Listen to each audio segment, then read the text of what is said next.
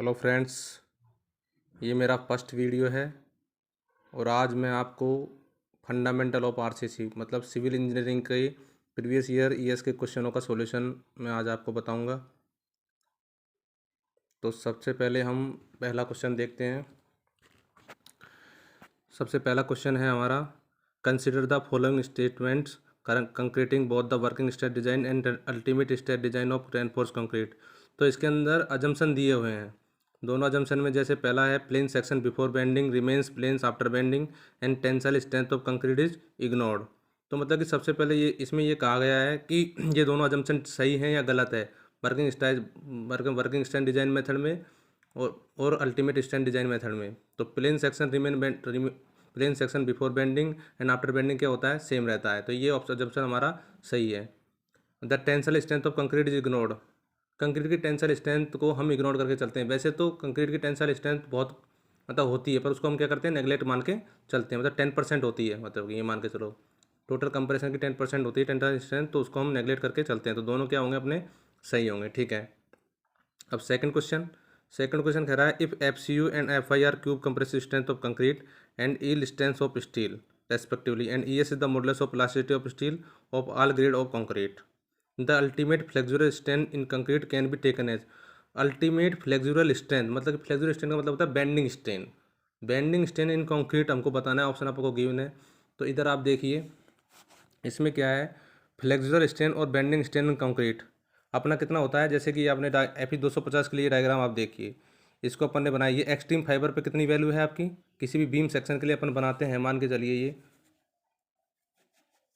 Beam section के लिए मानते हैं। ठीक है, ये आपकी न्यूट्रल एक्सिस हो जाएगी, एफ 250 के लिए हो जाएगा। ये आपका हो जाएगा ये आपका टेंशन है, ये आपका कंप्रेशन है। तो एक्सट्रीम फाइबर पे जो मैक्सिमम वैल्यू होगी वो कितनी होगी आपकी, 0.0035। इससे नीचे जो आपका होगा वो कितना होगा, 0.0020 होगा। ये अपने नीचे पे जो होगा वो आपका है 0.87 एफ आई अपन एस। ये कैसे, जैसे कि अपन को ये बनाते हैं इसका डायग्राम। तो यहाँ पे जाके ये वाला जो पॉइंट है ये 250 के लिए है। ठीक है, ये वाला, तो ये हो जाएगा आपका 0.87 F I upon E S होगा। ठीक है। तो ये वाली इसने पूछा अपने लिए बेंडिंग में। बेंडिंग मतलब कि कंप्रेशन में जो बेंडिंग होती है कंक्रीट के अंदर पूछा तो मैक्सिमम एक्सट्रीम फाइबर पर कितनी होगी, 0.0035। यदि पूछे स्टील टेंशन के अंदर यदि पूछ लिया जाए तो वो कितनी होगी आपकी, 0.87 F I upon E S. इसके अंदर इसने कुछ कहा नहीं है कि 250 है, 415 है, 500 है, तो इसके लिए अपन मिनिमम 250 के लिए बात कर रहे हैं। ठीक है। अभी बात करें 415 और 500 की, तो 415 ये थोड़ा क्वेश्चन से हटके है, लेकिन देखिए 450 415 और 500 के लिए, जैसे 250 के लिए ये वाला बनाया था हम, 250 के लिए ये वाली है। तो 415 और 500 के लिए ये वाला आपने एक डायग्राम, इसका कोई वेल डिफाइंड पॉइंट नहीं है। यहाँ पे डिफाइंड पॉइंट मिला था, वेल डिफाइंड पॉइंट ये है आपका, डिफाइंड पॉइंट मिल गया, इसके बाद ये सीधा चला गया। ठीक है, इसके अंदर कोई वेल डिफाइंड नहीं पॉइंट होगा। तो इसके अंदर अपन क्या करेंगे, अपन इसमें टेंजेंट मॉडल ड्रॉ कर सकते हैं कि इसमें नहीं कर सकते। इसमें अपने ये वाला जो पॉइंट ये ड्रॉ किया है, ये वाली लाइन जो ड्रॉ की है, ये क्या अपना सेकंड मॉडुलस है। सेकंड मॉडुलस से जब यहाँ कट करेगा तो यहाँ पे आपको वेल डिफाइंड पॉइंट मिलेगा। इससे आपको नीचे इसको करने के बाद ये वाली वैल्यू जो होगी वो 0.2% का क्या होगा, प्रूफ स्ट्रेन। ये क्या है, प्रूफ स्ट्रेन। ठीक है, 0.2% का क्या है, ये प्रूफ स्ट्रेन है। और जो ये वाली वैल्यू आपको पहले एफ 250 में गिवन है 0.87 F I upon E S. E S is the modulus of plasticity of steel, F I is the yield strength of steel होता है, जो आपको पता है। ठीक है, कि एफ आई आपका 250, 415, जो 500 जो भी है वो इसके पे डिपेंड करता है कि आपका कौन से सेक्शन का, कौन से स्टील स्ट्रक्चर में कौन सा यूज़ आप कर रहे हो। ठीक है, ये हो गया आपका। तो इसमें अपन सिंपली ये बता सकते हैं, ये 415 के लिए था यदि आप बात करें, और इसके लिए था आपका 0.0035 एक्सट्रीम फाइबर पे बेंडिंग स्ट्रेन आपको ये मिल जाएगी। नेक्स्ट क्वेश्चन की बात करते हैं। तीसरा क्वेश्चन क्या कहता है आपका, तीसरा क्वेश्चन कहता है, limit state of serviceability for deflection including the effect due to creep shrinkage and temperature occurring after erection of partition and application of finishes as applicable of floor and roof is restricted. मतलब इसने कहा है कि limit of serviceability criteria में जब creep और shrinkage including the effect of creep और shrinkage के इफेक्ट को इंक्लूड करने के बाद आपका जो डिफ्लेक्शन क्राइटेरिया है, मतलब कि उसमें जो लॉसेस हैं वो आपको कितना ज़्यादा होंगे या कम होंगे। ठीक है, डिफ्लेक्शन कितना होंगे मतलब।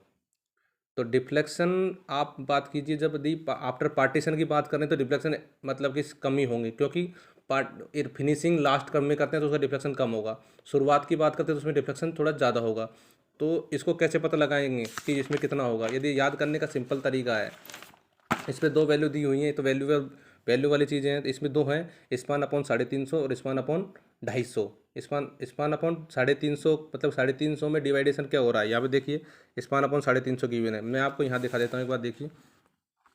मैंने देखा है यहाँ पे due to creep and shrinkage the temperature after partition of finishing, span upon 350 और कितना है आपका, और ये आपका 20 mm। मतलब कि जितना ज़्यादा, मतलब कि ज़्यादा जितना, मतलब कि टाइम लग रहा है, मतलब पार्टीशन जब लेट कर रहे हैं तो उसमें क्या होता है, क्या होगा, डिफ्लेक्शन कम ही होंगे। तो यहाँ पे वैल्यू ज़्यादा आ रही है 350, मतलब ज़्यादा का भाग लगाएंगे तो वैल्यू कम आएगी। उसी प्रकार बिफोर पार्टीशन की बात करें तो इसमें स्पान अपॉन 250, मतलब कि कम का भाग लगाएंगे तो यहाँ पे क्या होगा, डिफ्लेक्शन ज़्यादा ही होंगे। तो इससे आपको सिंपली ये याद रखना है कि आफ्टर पार्टीशन की बात करें तो दिमाग में 350 आना चाहिए, स्पान अपॉन 350। और यदि बिफोर पार्टीशन की बात करें तो should not greater than span upon 250, मतलब कम। नीचे वाली वैल्यू कम होगी शुरुआत के लिए, और बाद के लिए नीचे वाली वैल्यू क्या होगी, 350। इसके बाद एक क्राइटेरिया और 20 mm भी है, विच एवर इज लेस की बात कर रहा है। तो सिंपल इसमें पूछा इसने क्या है, आफ्टर पार्टीशन की बात की है तो स्पान अपन 350 अपन कह देंगे। नेक्स्ट क्वेश्चन क्या होता है अपना, नेक्स्ट क्वेश्चन है 1.4, ये वाला है। 1.4 में दिया हुआ है sinkage deflection in case of rectangular beam and slab can be eliminated. किसी भी बीम के अंदर सिंकेज डिफ्लेक्शन को अपन कैसे एलिमिनेट कर सकते हैं। तो एलिमिनेट हम इसी प्रकार से कर सकते हैं कि दोनों में जो स्टील में, मतलब कि टेंशन एंड कंप्रेशन दोनों पे क्या इक्वल रेनफोर्समेंट, यदि टॉप एंड बॉटम पे इक्वल रेनफोर्समेंट हम प्रोवाइड कर दें तो क्या होगा, आपको सिंक के डिप्लेशन को आप नेगलेक्ट कर सकते हो। ये क्वेश्चन बार बार पूछा जाता है किसी भी एग्जाम के अंदर, ईएस के अंदर हो या फिर आप किसी भी जेई के अंदर हो, एएन वाला एग्जाम हो, स्टेट हो या फिर दिल्ली का कोई एग्जाम हो, मतलब सब में एग्जाम क्वेश्चन आपको पूछा जाता है। मतलब मोस्ट ऑफ प्रोबेबिलिटी उस क्वेश्चन की आने की होती है कि यदि सिंगल रिफ्लेक्शन को कम करना है तो क्या करेंगे, दोनों में इक्वल रेनफोर्समेंट अपन प्रोवाइड कर देंगे टेंशन एंड कंप्रेशन में, तो आपको सिंगल रिफ्लेक्शन क्या है आप कम कर सकते हो। नेक्स्ट क्वेश्चन है 1.5, in case of rectangular construction the effect of creep and shrinkage. Composite construction करते हैं तो effect of creep and shrinkage, तो इसमें 4 ऑप्शन आपको दिए हैं। तो इसका सिंपल सा देखो, आप ऑप्शनों को पढ़ने में पढ़ सकते हो, लेकिन डायरेक्टली आपको माइंड में क्लिक होना चाहिए कि आप कौन सा, मतलब कि आपको पता होना चाहिए कि ऑप्शन से तो आप लगाओगे, लेकिन किसका आंसर कैसे क्या है आपको, मतलब कंसेप्ट पता होने चाहिए। तो सिंपल से जब कंपोजिट कंस्ट्रक्शन करते हैं तो क्रीप और सिंकेज का इफेक्ट क्या होता है, तो ये है कि क्रीप आप जानते हो एक रिकवरेबल है। क्रीप एक इलास्टिक स्टेन है जो जैसे टाइम के अकॉर्डिंग थोड़ा थोड़ा रिकवर करता है, ठीक है। तो इसमें क्या होता है, क्रिप का जो इफेक्ट होता है उसको अपन इग्नोर करके चलते हैं प्लास्टिक फ्लो के अंदर। कंपोजिट कंस्ट्रक्शन में जब प्लास्टिक फ्लो की बात आती है तो इसमें क्या करते हैं अपन, क्रिप का जो क्या होता है, एक क्रिप का जो इफेक्ट होता है उसको अपन इग्नोर करते हैं, क्योंकि प्लास्टिक फ्लो के अंदर क्रिप का इफेक्ट क्या होता है, इग्नोरेंस के लिए इग्नोर किया जाता है। तो इसमें जो क्वेश्चन होगा वो आएगा, can be ignored the ultimate limit state due to large inelastic strain induced. समझ आ रही है, क्योंकि क्रिप के अंदर तो क्या होता है, इलास्टिक क्रिप इज इलास्टिक स्टेन है, और पार्श ये क्या होता है, और रिकवरेबल होता है ये, ठीक है। पार्शली रिकवरेबल होता है, धीरे धीरे क्या होता है, रिकवर करता है टाइम का कैलकुलेटर। ये नहीं है कि एक बार हो गया तो रिकवर नहीं करेगा, रिकवर थोड़ा थोड़ा ये टाइम का अकॉर्डिंग रिकवर करता है। ओके, नेक्स्ट क्वेश्चन है आपका, नेक्स्ट क्वेश्चन आपका है the maximum strain in concrete in outer most compression fibre. देखो वही क्वेश्चन आ गया, आउटर मोस्ट कंप्रेशन फाइबर में आपका कितना होगा, जैसे मैंने आपको यहाँ दिखाया था compression fibre limit state of flexural member, मतलब बेंडिंग के अंदर आउटर मोस्ट कंप्रेशन फाइबर में कितना होगा, जैसे ये बताया था आपको 0.00। आउटर मोस्ट कंप्रेशन फाइबर पे जो वैल्यू होगी कंक्रीट में तो वो कितनी होगी, 0.0035 होगी, ठीक है। और नीचे वाली टेंशन इस पे पूछे तो ये वाली हुई, जैसे 250 के लिए है। यदि 415 के लिए बात करें तो ये वाली आ जाएगी, ठीक है। नेक्स्ट क्वेश्चन है आपका, डिफ्लेक्शन कैन बी कंट्रोल। जैसे ही आपके पास डिफ्लेक्शन की बात आ जाए, ये 7वां क्वेश्चन है, deflection can be control by using the appropriate. Deflection को कैसे कंट्रोल किया जा सकता है, डिफ्लेक्शन की जैसे ही बात आए बीम की स्लैब की तो उसको आपको डायरेक्ट स्पान डेप्थ रेशियो याद आना चाहिए कि स्पान डेप्थ रेशियो से ही डिफ्लेक्शन का क्राइटेरिया, डिफ्लेक्शन की डिपेंडेंसी आपकी स्पान डेप्थ रेशियो से है, ठीक है। तो यहाँ इसने पूछा कि इसलिए मैं आपको पूरा कंसेप्ट समझा देता हूँ, डिफ्लेक्शन किस किस में बीम के लिए क्या क्या होगा। तो ये देखिए पहले, deflection is defined span depth ratio. तो डिफ्लेक्शन के लिए अलग अलग वैल्यू होती है स्पान डेप्थ रेशियो की, सिंपली सपोर्टेड बीम के लिए अलग है, कैंटिलीवर के अलग है, कंटिन्यूस के लिए अलग होती है। यहाँ पे देखिए अप टू 10 मीटर के लिए मुझे स्पान डेप्थ रेशियो की वैल्यू पता है, कैंटिलीवर के लिए 7 है, ठीक है। सिंपली सपोर्टेड के लिए 20 है, कंटिन्यूस के लिए 26 है, 7 20 26 जैसे अपन याद रखते हैं। ये कैंटिलीवर अप टू 10 मीटर पे ये, ठीक है, अप टू 10 मीटर पे ये वैल्यू है, ठीक है।